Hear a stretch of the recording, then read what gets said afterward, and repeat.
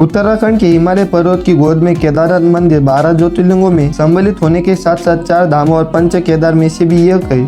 यहाँ के मुश्किल मौसम के कारण यह मंदिर अप्रैल से नवंबर महीने के बीच ही खुलता है। केतुरी शैली में बने इस पत्थर से इस मंदिर के बारे में कहा जाता है कि इसका निर्माण पांडव वंश के राजा जन्मेजय ने कराया था। यहाँ स्थित स्वयंभू शिवलिंग अति प्राचीन है। कहा जाता है कि 8वीं शताब्दी में आदि शंकराचार्य ने इस मंदिर का जीर्णोद्धार किया था। जून 2013 के दौरान भारत के उत्तराखंड और हिमाचल प्रदेश के राज्यों में अचानक आई बाढ़ और भूस्खलन के कारण केदारनाथ सबसे अधिक प्रभावित रहा। इस ऐतिहासिक मंदिर का मुख्य हिस्सा और सदियों पुराना गुम्बद सुरक्षित रहा, लेकिन मंदिर का प्रवेश द्वार उसके आसपास का इलाका पूरी तरह से तबाह हो गया। केदारनाथ मंदिर समुद्र तल से आकर 755 फीट की ऊंचाई पर स्थित है। दोस्तों, आप जान लेते कि किस तरह 400 साल तक केदारनाथ मंदिर बर्फ के अंदर दबा रहा और इसका इस मंदिर पर क्या असर पड़ा। वैज्ञानिकों के अनुसार केदारनाथ मंदिर 400 साल तक बर्फ के अंदर दबा रहा, फिर भी इस मंदिर को कुछ भी नहीं हुआ। इसलिए 2013 में आई जल प्रलय के दौरान इस मंदिर की सुरक्षा रह जाने से वैज्ञानिक को कोई भी हैरानी नहीं हुई। देहरादून के वाडिया इंस्टीट्यूट के हिमालयन जियोलॉजिकल वैज्ञानिक विजय जोशी ने कहा कि 400 साल तक केदारनाथ मंदिर बर्फ के अंदर दबे रहने के बावजूद भी यह मंदिर सुरक्षित रहा, लेकिन जब बर्फ पीछे हटी तो उसके हटने के निशान इस मंदिर पर मौजूद थे। जिसके वैज्ञानिकों ने स्टडी की,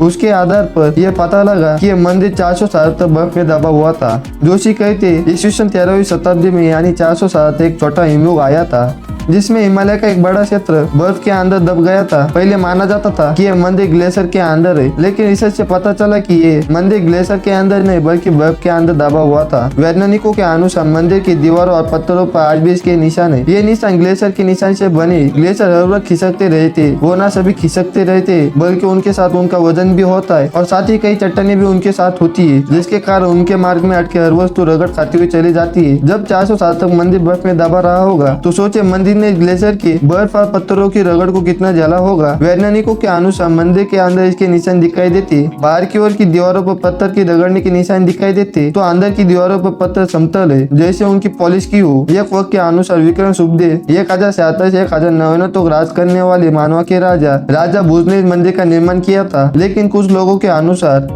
यह मंदिर 8वीं शताब्दी में आदि शंकराचार्य ने बनाया था। बताया जाता है कि मौजूदा केदारनाथ मंदिर के ठीक पीछे पांडवों ने भी एक मंदिर बनाया था, लेकिन यह मंदिर वक्त की धापड़ों की मार झेल न सका। वैसे गढ़वाल विकास निगम के अनुसार मौजूदा मंदिर 8वीं शताब्दी में आदि शंकराचार्य ने बनाया था, यानी छोटे हिमयुग के दौरान, जो कि 13वीं शताब्दी में शुरू हुआ था। उससे पहले यह मंदिर बन चुका था। वाडिया इंस्टीट्यूट के वैज्ञानिक ने केदारनाथ इलाकों के लाइकोनॉमिक मेंटेन डेटिंग भी की। इस तकनीक से शैवाल के गवत को मिलाकर उस समय का अनुमान लगाया जाता है। इस तकनीक के अनुसार केदारनाथ इलाकों में ग्लेशियर का निर्माण 14वीं शताब्दी में शुरू हुआ और इस घाटी में ग्लेशियर बनना 17 से 38 ईस्वी तक जारी रहा, यानी तकरीबन 400 साल तक। जोशी ने कहा यहाँ की सबसे बड़ी बात यह है कि लाखों साल पहले ग्लेशियर के पीछे हटने से केदारनाथ घाटी बनी। जब ग्लेशियर पीछे हटते तो वे रोड रोलर की तरह अपने नीचे की सारी चट्टानों को पीस देते और साथ में बड़ी बड़ी चट्टानों के टुकड़े छोड़ जाते। जोशी कहते कि एक ऐसी जगह पर मंदिर बनाना इंजीनियर का एक अद्भुत नमूना है। उन्होंने एक ऐसी जगह पर एक ऐसा मंदिर बनाया कि आज तक उसे कुछ भी नुकसान नहीं हुआ। वैज्ञानिक डॉक्टर आर.के. डोभाल भी इस बात को मानते हैं कि यह मंदिर बहुत ही मजबूती से बनाया गया है। केदारनाथ मंदिर